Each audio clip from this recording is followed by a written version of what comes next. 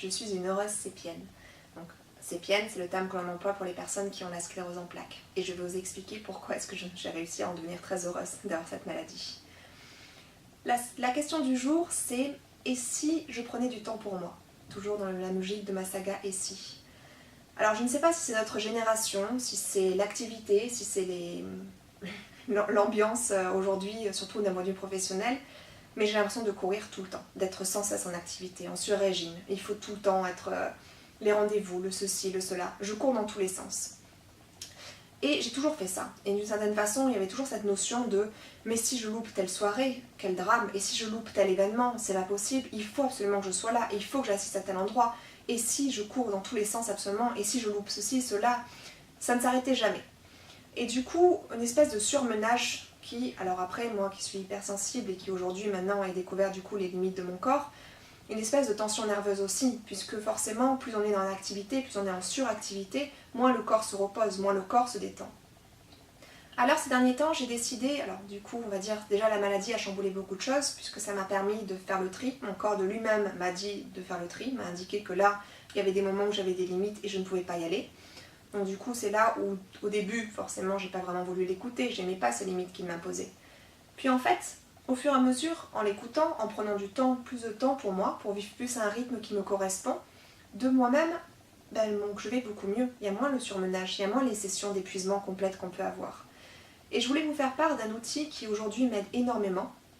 Alors j'ai découvert ça dans une période où je souhaitais un petit peu changer d'univers professionnel et on m'a fait découvrir ce qu'on appelle les pages du matin. Alors les pages du matin, c'est Julia Cameron qui a mis ça en place, qui a écrit un livre qui s'est Libérer sa créativité. À l'époque, c'était aussi pour m'aider à libérer ma créativité et puis pour définir un petit peu notre façon de vivre. Et ça consiste en quoi? C'est, vous prenez un carnet, à peu près de cette taille-là, ça peut largement suffire, et vous écrivez 3 pages tous les jours.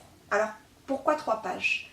La première page, en général, vous racontez ce qui vous vient dans l'esprit. Vous racontez, alors si vous écrivez le matin, vous racontez vos rêves de la nuit, vous racontez un petit peu ce qui s'est passé. Si vous écrivez le soir, vous racontez votre journée. Jusque-là, c'est assez facile. La deuxième page, pour le coup, vous ne savez plus quoi dire. La deuxième page, c'est le moment où, en général, l'esprit flanche, une fois qu'on a raconté ce qu'on a mangé la veille, etc., on n'a plus grand-chose à dire. Et c'est là où ça devient intéressant, absolument de devoir faire la troisième page. Parce que vous continuez à écrire, vous écrivez en racontant un petit peu, je sais pas, limite la météo, et d'un seul coup, il se passe quelque chose. Et là, d'un seul coup, c'est votre inconscient qui se libère, et votre créativité en l'occurrence. Mais surtout votre inconscient. Il y a des choses qui viennent, qui remontent, parce que vous êtes dans l'écriture, parce que vous êtes dans un moment en fait de paix complète, qui n'est qu'à vous, un espace, alors vous prenez le temps et vous vous concentrez sur ce que vous faites, et en fait, votre esprit se libère. Et il se met à ressortir des choses. J'ai mis ça en place il y a 1 an, alors pour être honnête, on parle souvent des pages du matin, puisque l'idée c'est d'écrire ça le matin. Moi je ne suis absolument pas du tout du matin, si je peux me lever au dernier moment, ça me va très bien. Donc j'ai préféré faire ça en fin de journée, voire le soir on allait me coucher, pour libérer complètement mon esprit de la journée. Je ne sais pas s'il y a un bon ou un pas bon, encore une fois, ça rejoint ma vidéo, et si j'ai écouté mon corps. Et mon corps me dit que le matin, j'ai besoin de dormir. Donc du coup, j'ai pris le soin d'écrire ça régulièrement, tous les jours. Et aujourd'hui, depuis que j'ai mis en place cette hygiène de vie, je le sens quand j'ai pas écrit depuis longtemps. S'il y a des moments où je loupe le coche parce que j'ai la flemme, parce que je me dis « oh c'est bon, j'en mets ça à plus tard », il y a un moment où je sens que je me perds. Parce qu'en fait, ces pages-là, c'est le moment de pause complètement. Ces pages-là, c'est le moment où d'un seul coup, plus rien n'existe, où il n'y a rien d'autre que juste mon esprit et le fait de me libérer. Et j'écris les émotions. Si j'ai de la colère, je prends le temps de l'écrire. Si j'ai de la tristesse, je prends le temps de l'écrire. J'écris ces 3 pages, du coup ça me permet de comprendre d'où ma tristesse vient, ces moments, si je suis de mauvaise humeur, etc. J'écris. Et c'est à travers toutes ces écritures, ce travail d'écriture-là, que m'est venue, il y a 1 an, l'idée d'écrire mon histoire, de partager mon histoire, puis de faire un blog, puis de mettre en place ma saga Et si, et puis au final de mettre en place des podcasts. Et tout ça, ça s'est venu parce que j'écrivais tous les jours et qu'à chaque fois des idées me venaient. Et si je faisais ceci? Et si je faisais cela? D'où l'intitulé de ma saga.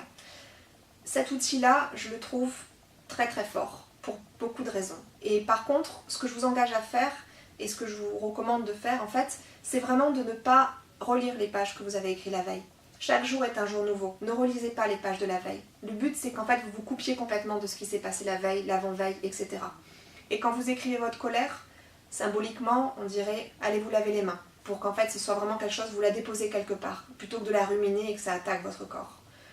Je vous invite donc à essayer cet outil-là. Dernièrement, j'ai fait un jeu concours sur ma page Facebook et j'ai offert à la personne que j'avais tirée au sort son premier carnet. Et j'ai hâte de connaître ses réactions, puis elle a été très contente.